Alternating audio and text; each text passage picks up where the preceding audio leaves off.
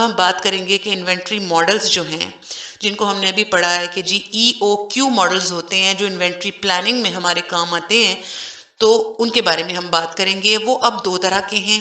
एक आपके deterministic inventory planning है। डिटर्मिनिस्टिक का मतलब ये कि फिक्स चीजें आपको मौजूद हैं आपके पास और आपने उनके ऊपर काम करना है। दूसरी चीज प्रोबेबिलिस्टिक या स्टोकेस्टिक इन्वेंट्री प्रॉब्लम्स हैं। प्रोबेबिलिटी और स्टोकेस्टिक के नाम से ही आपको पता लग गया कि ये चांस पे हैं, ये अनसर्टेनिटी पे हैं। तो इन दो किस्म की चीजों को हमने पढ़ना है, जिसमें से अब हम बात करेंगे डिटर्मिनिस्टिक टाइप की।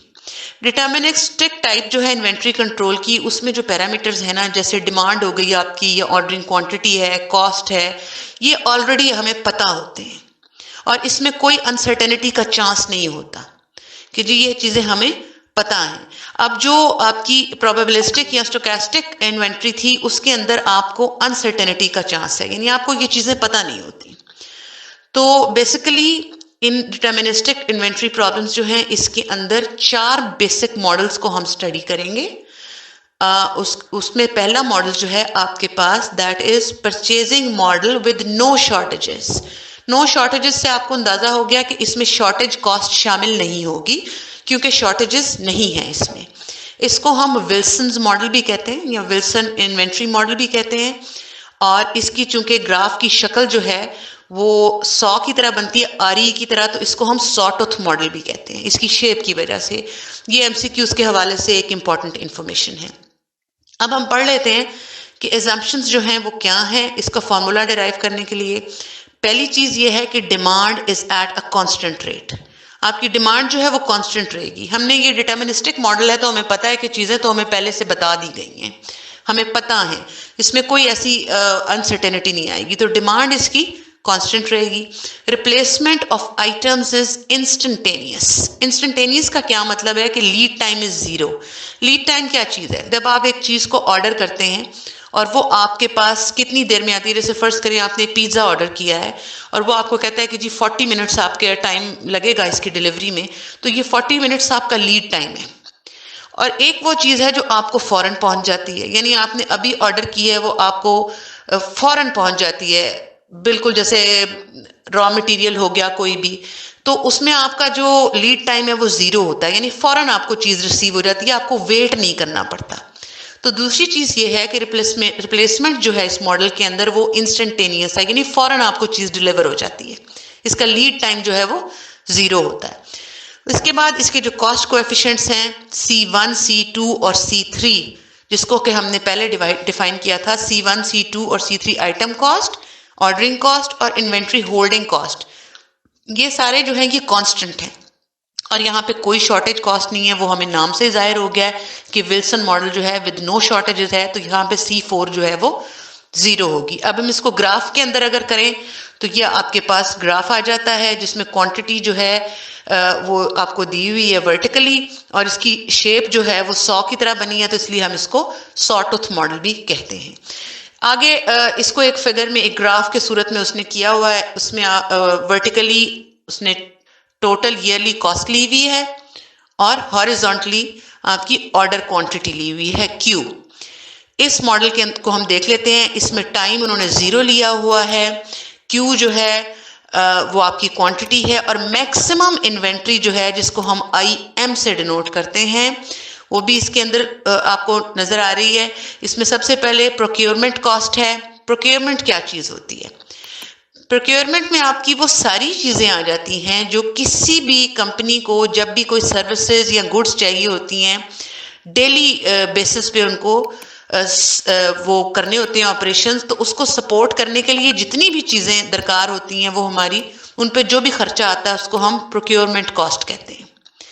तो इस मॉडल के अंदर सबसे पहले आपकी प्रोक्योरमेंट कॉस्ट है, फिर होल्डिंग कॉस्ट है आपकी, उसके बाद लीस्ट कॉस्ट पॉइंट है और ये आपका सम अप हो जाता है टोटल कॉस्ट के ऊपर। इसको हम एक रीडिंग भी दे लेते हैं।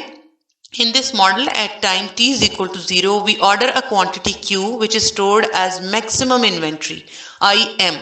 The time t denotes the time of one period or it is the time between orders or it is the cycle time. अच्छा, ऑर्डर्स के दरमियान जो टाइम है वो मंथली होगा, कि या ईयरली भी हो सकता है, लेकिन हम इसको ज्यादातर मंथ्स में लेते हैं कि जी कितना टाइम था एक ऑर्डर से दूसरे ऑर्डर के दरमियान।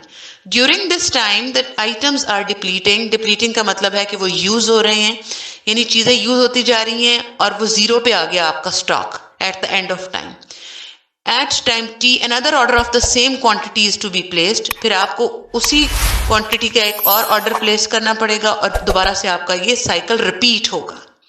तो इसका मतलब है कि this is a fixed order quantity model. ये हमें पहले ही पता था कि हम डिटर्मिनिस्टिक मॉडल की बात कर रहे हैं, तो ये फिक्स्ड ऑर्डर क्वांटिटी मॉडल होगा। अब इसमें हम देख लेते हैं कि हम इसको डिराइव किस तरह करते हैं। The total cost for this model for one cycle, जो एक साइकिल की कॉस्ट है वो तीन चीजों से मिलकर बन रही है इस मॉडल के अंदर, आइटम कॉस्ट, सेटअप कॉस्ट और होल्डिंग कॉस्ट। क्योंकि शॉर्टेज तो इसमें है नहीं, ये विदाउट शॉर्टेजेस है। आइटम कॉस्ट कैसे निकालते हैं पर पीरियड की, उस आइटम का जो कॉस्ट है और उसके बाद नंबर ऑफ आइटम्स। ये तो सिंपल है, आइटम की कॉस्ट C1 होती है और नंबर ऑफ आइटम्स जितने भी आपने ऑर्डर किए हैं उसको Q से, क्वांटिटी से आप मल्टीप्लाई कर दें तो C1Q जो है ये आपकी आइटम कॉस्ट आ गई। परचेज कॉस्ट जो होती है वो हम C2 से डिनोट करते हैं और ये आपकी सेटअप कॉस्ट या परचेज कॉस्ट या ऑर्डरिंग कॉस्ट एक ही चीज होती है। तीसरी चीज आपकी होल्डिंग कॉस्ट है। होल्डिंग कॉस्ट कैसे आएगी आपके पास, C3 उसकी होल्डिंग कॉस्ट है मल्टीप्लाई बाय एवरेज इन्वेंट्री पर पीरियड। अब एवरेज इन्वेंट्री क्या है, जो आपकी टोटल क्वांटिटी है उसको 2 से डिवाइड करें तो एवरेज इन्वेंट्री आती है मल्टीप्लाई बाय टाइम पीरियड। तो इसी तरह आपकी आइटम होल्डिंग जो कॉस्ट है वो C3Q/2 मल्टीप्लाई बाय T आ गई। अब आपने जब इन तीनों कॉस्ट को इकट्ठा कर दिया तो आपके पास टोटल कॉस्ट आ गई, जो कि हमें ये एक्सप्रेशन 3 जो है ये शो कर रहा है। C' से हम इसको डिनोट कर रहे हैं। लेकिन अब हम ये देख रहे हैं कि जी टाइम जो है पीरियड का वो तो हमारे पास है Q/D, यानी क्वांटिटी डिवाइडेड बाय डिमांड। जितनी क्वांटिटी है और उसकी डिमांड कितनी है, इसी से हमें टाइम पता लगेगा ना कि इतनी क्वांटिटी थी और इतनी डिमांड थी तो इतने टाइम में ये पूरा हो जाएगा, फिर हम दोबारा इसको रिपीट करेंगे। तो इसी तरह टोटल कॉस्ट जो है वो आपकी हो जाएगी C' डिवाइडेड बाय T, और C' क्या था, टोटल कॉस्ट पर पीरियड। तो ये जो आपका थर्ड एक्सप्रेशन है इसको आज अब T से डिवाइड करेंगे और T की वैल्यू हम जानते हैं वो Q/D है। तो आपके पास जो एक्सप्रेशन आएगा वो ये 6th एक्सप्रेशन है। C इज इक्वल टू, ये प्लस यहाँ पे गलत लिखा हुआ है, C is equal to C1D plus C2D/Q plus C3Q/2। ये हमें वो वैल्यू सब्स्टिट्यूट करने से ये एक्सप्रेशन जो है वो मिल गया। अब हम आगे चलते हैं। अब हम बात करेंगे कि जी ऑप्टिमम ऑर्डर क्वांटिटी क्या होती है। ऑप्टिमम का मतलब होता है मिनिमम, कम से कम आपका जो ऑर्डर है ऑप्टिमाइज करना है आपने उसको। अब इसमें उन्होंने बताया हुआ है कि इस विल्सन मॉडल के लिए जो परचेज कॉस्ट है वो आइटम होल्डिंग कॉस्ट के इक्वल है। तो इसको हम थोड़ा सा कैलकुलेट करते हैं, मैंने इसको किया है, यहाँ पे बुक में काफी कंफ्यूजिंग है। अब आपकी परचेज कॉस्ट क्या थी, वो C2 थी और आइटम होल्डिंग कॉस्ट हमने पीछे पढ़ी है C3Q/2 मल्टीप्लाई बाय T थी। जब आप इसको सॉल्व आउट करेंगे तो यहां से आपके पास Q² की वैल्यू आ जाएगी 2C2D/C3, और जब आप उसका अंडर रूट लेंगे तो आपके पास Q की वैल्यू आ जाएगी √2C2D/C3। तो ये आपकी मिनिमम इन्वेंट्री कॉस्ट है per unit time with respect to Q, और इसको हम अब 0 के इक्वल रखेंगे। एक और तरीका भी है इसको फाइंड आउट करने का, वो ये कि जो आपकी इक्वेशन नंबर 3 थी जहां पे हमने इक्वेशन नंबर 6 जो थी आपकी, जहां पे हमने इसको C की वैल्यू को कैलकुलेट किया था, उसको आप with respect to Q differentiate कर दीजिए और 0 के इक्वल पुट कर दें। जब आप इसको 0 के इक्वल पुट करेंगे तो यहां से भी Q की वैल्यू आप निकाल सकते हैं और वो भी सेम ही होगी जो हमने अभी ऊपर निकाली है। तो यहां से आपकी Q जो है क्वांटिटी, इकोनॉमिक ऑर्डर क्वांटिटी यानी मिनिमम क्वांटिटी, इकोनॉमी के लफ्ज से जाहिर हो गया है कि इकोनॉमिक क्वांटिटी जो है Q वो यहां से आपके पास आ जाएगी। और इसी तरह आप इसका टाइम निकाल सकते हैं। टाइम का फॉर्मूला Q/D, ये हमने जो है पहले भी पढ़ा है पीछे भी। और अगर आपने नंबर ऑफ ऑर्डर्स निकालने हैं तो वो आपके टाइम का तकरीबन रेसिप्रोकल, आप उसको समझ लीजिए। नंबर ऑफ ऑर्डर्स को हम N से डिनोट करते हैं और इसको हम लिखते हैं D/Q। अब हम इसको एक एग्जाम्पल के थ्रू देखते हैं इस मॉडल को। आपको एग्जाम्पल दी हुई है, the demand rate for a particular item is 12,000 units per year. Demand rate इसका 12,000 है, यानी D आपके पास 12,000 आ गया। ऑर्डरिंग कॉस्ट 100 आ गई। ऑर्डरिंग कॉस्ट को हम किससे डिनोट करते थे? C2 से। C2 इसमें 100 आ गया। होल्डिंग कॉस्ट 0.80 पर आइटम पर मंथ है, ये पर मंथ है, लेकिन चूंकि डिमांड पर ईयर दी हुई है तो इसको हम ईयर में चेंज करेंगे तो वो आपके पास 9.6 आंसर आ जाएगा पर ईयर। तो ये आपकी होल्डिंग कॉस्ट होगी जिसको हम C3 से डिनोट करते हैं। शॉर्टेजेस जो हैं इसमें नहीं है तो C4 0 होगी और आपकी रिप्लेसमेंट जो है वो इंस्टेंटेनियस है। ठीक हो गया। और ये सारी इंफॉर्मेशन हमें इसके अंदर गिवन थी, इससे हमें और आपने इसमें कैलकुलेट क्या करना है? इकोनॉमिक ऑर्डर क्वांटिटी करनी है, टाइम करना है, नंबर ऑफ ऑर्डर्स करना है और ऑप्टिमम एनुअल कॉस्ट करनी है। इसको हम नीचे देखते हैं उन्होंने कैलकुलेट कैसे किया हुआ है। सबसे पहले आपने क्यू कैलकुलेट करना है, फॉर्मूला हम जानते हैं, लेकिन यहाँ पे एक चीज इंपॉर्टेंट है कि आपने, वो मैंने पहले भी बताया था कि विद होल्डिंग जो आपकी कॉस्ट है उसको आपने ईयर में कन्वर्ट कर लेना है। ये आप सिंपली फॉर्मूला में लगाएंगे, आपके पास 500 यूनिट्स जो है वो आ जाएगा आंसर इसका। टाइम के लिए भी फॉर्मूला आपको पता है, T is equal to Q by D.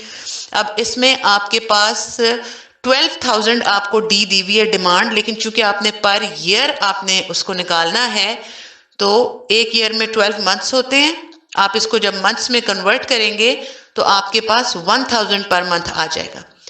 तो क्यू आपका 500 और जो आपने डी लेना है वो यहाँ पे वो 1000 लेना है, क्योंकि वो हमें पर ईयर दिया हुआ था 12,000 डिमांड। जब हम उसको मंथली निकालेंगे तो वो 1000 पर मंथ आएगी। यहाँ से आपका टी भी कैलकुलेट हो जाएगा। और सिमिलरली मैंने आपको बताया था कि एन का फॉर्मूला भी डी बाई क्यू होता है, उसको भी आप कैलकुलेट कर सकते हैं। चौथी और आखिरी चीज जो थी वो ऑप्टिमम एनुअल कॉस्ट थी। वो आपकी कैसे निकलेगी? Number of orders multiply by cost of one cycle. Number of orders यहाँ पे हमारे पास 24 निकले हैं और कॉस्ट ऑफ वन साइकिल आपके पास क्या चीज थी? वो आपकी सी डैश थी, जो आपकी इक्वेशन नंबर 3 थी। उस सी डैश के अंदर आप सारी वैल्यू पुट कर दीजिए और एन की जगह पे 24 पुट कर दीजिए तो आपके पास ये आंसर आ जाएगा। और आई होप कि ये एग्जाम्पल आपको अच्छी तरह से समझ आ गई होगी। ये हमने बात की है विल्सन मॉडल की, जहां पे कोई शॉर्टेजेस नहीं है।